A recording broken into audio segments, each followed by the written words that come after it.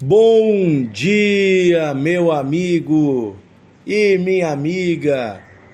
Que a bondade de Deus esteja sobre você nesse dia, que a paz do Senhor renove o seu coração. Que bom estarmos juntos em mais um devocional de fé. Que bom podermos meditar juntos hoje na Bíblia, a palavra de Deus. Estamos estudando e meditando no livro de Atos dos Apóstolos. Vamos ler hoje no capítulo 1, versículo 11 em diante, tá? Versículo 11 em diante. Não, versículo 12 em diante. Vamos ler aqui o que aconteceu com os discípulos depois que Jesus subiu aos céus. Depois que os anjos disseram: "Por que vocês estão olhando para o alto? Esse que subiu logo vai descer de novo." Versículo 12 diz assim: "Então voltaram para Jerusalém, do monte chamado Olival, que está na distância da cidade como de uma jornada de um sábado, 800 metros. Quando ali entraram, subiram para o cenáculo onde se reuniam Pedro, João, Tiago, André, Filipe, Tomé, Bartolomeu, Mateus, Tiago, filho de Alfeu, Simão, o Zelote, e Judas, filho de Tiago. Todos esses perseveravam unânimes em oração, junto com as mulheres, com Maria, mãe de Jesus, e com os irmãos dele." Então é interessante que Jesus, na sua conversa com os discípulos, na sua despedida antes de subir aos céus, quando ele faz o envio deles, ele diz: "Vão pelo mundo todo." Ele disse: "Fiquem na cidade de Jerusalém, até que do alto vocês sejam revestidos de poder." É interessante que eles então não titubeam, eles não ficam duvidosos ou temerosos, eles voltam para a cidade de Jerusalém.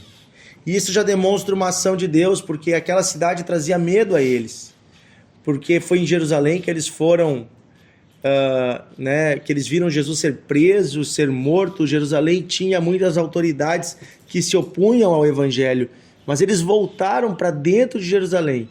E o que eles fizeram não foi ir para casa, ou ir comer, ou ir procurar um entretenimento, mas eles se reuniram para orar. Me chama a atenção primeiro que eles se reuniam.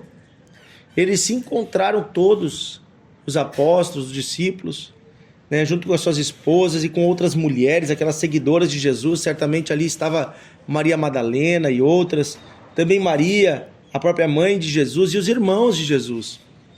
Ou seja, aquele grupo mais próximo de Jesus. Eles se reuniram mesmo que Jesus não estava ali.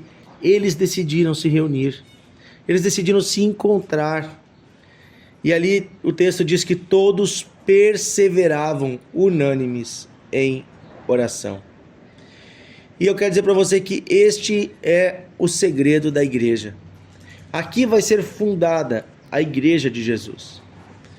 Porque a igreja ela significa, grupo dos seus seguidores, assembleia, reunião daqueles que creem e seguem a Cristo. Igreja não é um lugar, igreja é um grupo de pessoas.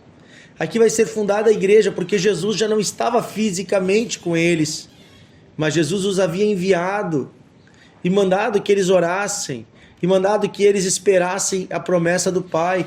E agora eles se reuniram e estavam unânimes em oração. E a igreja se funda. Ela é fundada no dia e na hora que desce o Espírito Santo sobre eles. E vai ser este aqui o contexto no qual eles vão receber o Espírito Santo. Vai ser este aqui o contexto no qual eles vão ser cheios do Espírito Santo. Qual é o contexto? Estão todos reunidos e estão em oração, e estão unânimes. Unânimes quer dizer no mesmo sentido, no mesmo coração, na mesma intenção. Sabe quando Deus se manifesta em nosso meio? Quando nós nos reunimos unânimes em oração. Sabe quando Deus faz milagres? Quando nós nos reunimos unânimes em oração. Sabe quando Deus derrama a sua presença sobre a igreja? Quando nós nos reunimos unânimes em oração. Só que para isso precisa acontecer essas três coisas. Precisamos primeiro nos reunir. Sair da nossa casa, do nosso lugar privado e ir para o lugar público da igreja. Ir para o salão, para o prédio da igreja, ir para um lugar onde os irmãos se reúnem. Pode ser uma praça, pode ser uma casa, pode ser um monte de oração, um lugar onde estão os irmãos reunidos. E ali, quando nós nos reunimos, Deus nos presenteia com a sua própria presença. Deus faz isso por um motivo muito especial. Porque para Deus é muito importante nós nos reunirmos. Deus ama a comunhão dos irmãos. Porque a natureza humana, devido ao pecado, se tornou egoísta demais. E a nossa tendência é cada um se isolar no seu canto, é cada um ir para a sua casa, viver o seu mundinho, a sua vidinha. Mas a igreja, ela é comunidade dos crentes, ela é comunidade, é reunião de povo. A igreja, ela é a quebra do individualismo. A igreja é a quebra do egoísmo. Na igreja é quando pessoas se reúnem, ou seja, elas deixam as suas coisas individuais de lado para se encontrar umas com as outras e com Deus. Veja, Deus se agrada disso e Deus nos presenteia quando nós nos reunimos. Por isso eu quero incentivar você que talvez parou de ir à igreja. Você que talvez por algum motivo começou a apenas assistir cultos em casa, fazer seu devocional em casa. Você que talvez se decepcionou, você viu erros no meio da igreja, você viu falhas, você viu coisas que te decepcionaram. Ei, preste bem atenção, isso é extremamente normal. Sabe por quê? Porque a igreja não é a reunião de santos que vieram do céu ou de anjos, mas ela é a reunião de homens.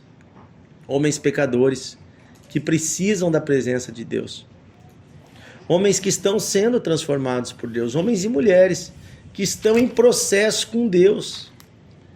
E é esses que se reúnem como irmãos.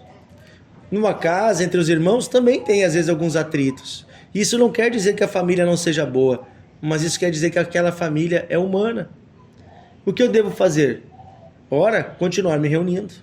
Orar, perdoar, ministrar o perdão, a reconciliação. Por quê? Porque Deus se agrada que venhamos a nos reunir. E nada deve roubar a nossa união com os irmãos. Segunda coisa, primeiro eles estavam reunidos. Segunda coisa, estavam unânimes. Unânimes significa que estavam na mesma intenção. Não havia alguns ali por um motivo e outros por outro. Não estavam divididos ou brigados. Eles estavam unidos. Não era apenas um agrupamento de pessoas, era uma reunião de pessoas que tinham a mesma intenção. Qual era essa intenção?